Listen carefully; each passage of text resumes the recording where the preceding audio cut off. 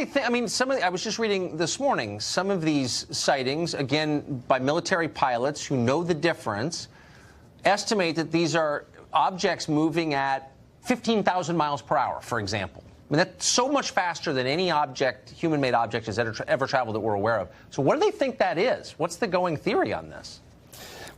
Yeah, this is tough terrain. There are three hypotheses that people have put forward, and none of them are very comfortable. One is that one of our adversaries has leapfrogged us technologically, China or Russia. Putin has been making some extraordinary claims about Russian technology.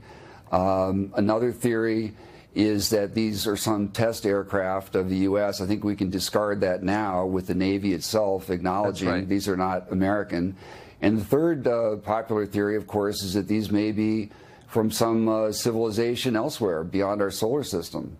And none of these theories are very comfortable to contemplate, but we have to look at facts and derive theories from facts, not start with theories and disrule or rule out facts. I mean, I hope this will get us a lot closer to doing this. Just very quickly. Wow, what was that? Those are the words of a Navy pilot after he just saw a UFO. Here's Jeannie. Real-life fighter pilots are now going public with their UFO encounters. Wherever we were, they were there. No distinct wings, no distinct tail, no distinct exhaust.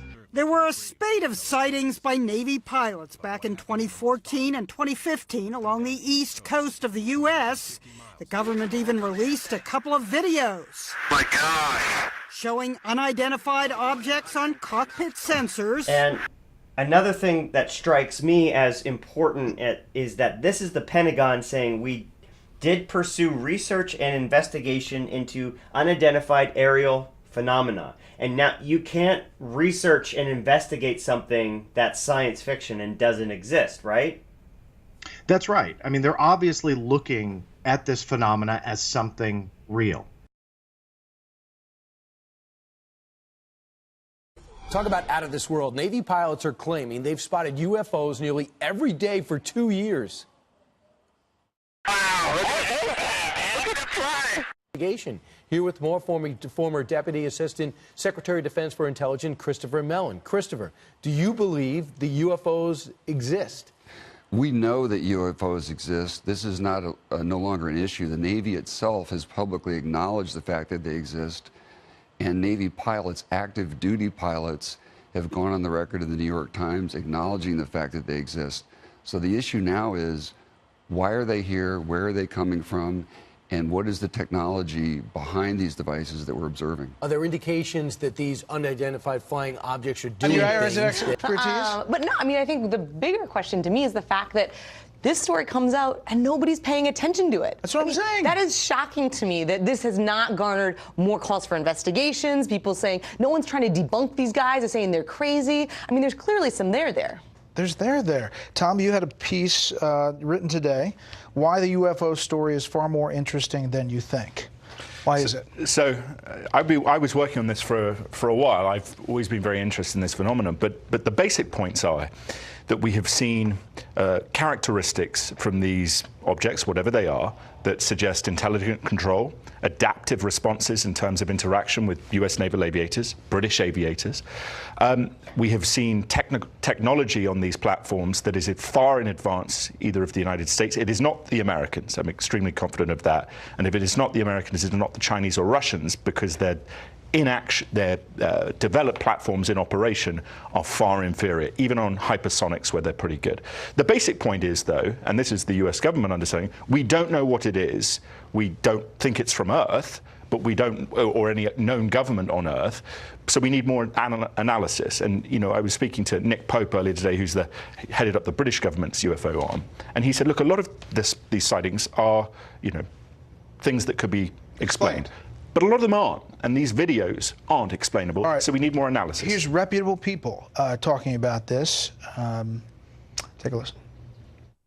You're talking about individuals who have very high security clearances. They are trained observers. We've actually paid them and put them through schools to be trained and very keen observers to scrutinize what they're seeing. And they're reporting to us that they're seeing something that they can't explain, and it's also being backed up by the video evidence and the radar data. Really no distinct wings, no distinct tail, no distinct exhaust plume. It seemed like they were aware of our presence because they would actively move around us. Talk about out of this world. Navy pilots are claiming they've spotted UFOs nearly every day for 2 years. Wow, look at it fly. Wow. At first, the pilots reportedly thought these objects were a part of a top-secret drone program, but a near collision in 2014 changed their minds. Now our next guest is sounding off in a brand new series on History Channel called Unidentified Inside America's UFO Investigation. Here with more, former Deputy Assistant Secretary of Defense for Intelligence, Christopher Mellon. Christopher, do you believe the UFOs exist? We know that UFOs exist. This is not no longer an issue. The Navy itself has publicly acknowledged the fact that they exist, and Navy pilots, active duty pilots, have gone on the record in the New York Times acknowledging the fact that they exist. So the issue now is, why are they here? Where are they coming from? And what is the technology behind these devices that we're observing? Are there indications that these unidentified flying objects are doing things that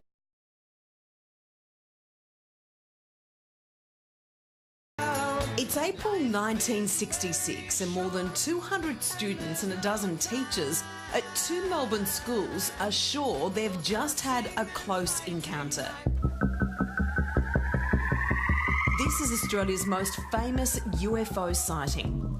The object stayed on the ground for more than 20 minutes, then took off rapidly, and some say it was buzzed by 5 aircraft. The school children were warned never to speak of it, authorities telling them that flying saucers just don't exist. But 50 years later, witnesses insist they know exactly what they saw. It's incredible. It was called the Westall Incident, and joining us now, 3 of the people who were there when they were school children all those years ago. In Melbourne, Joy Clark and Terry Peck, and in Brisbane, Jackie Argent, and also with us in Canberra, principal researcher for this UFO incident, Shane Ryan. Good morning to all of you, and thanks for joining us. Part of journalist. I could handle war zones, but I could not handle this UFO thing. I mean, I never felt this could derail my career. Angels, yes. Extraterrestrials, no. Something that I'll never ever forget. I've drawn this again. But I usually kept it quiet. People think you're crazy. You feel so alone in society.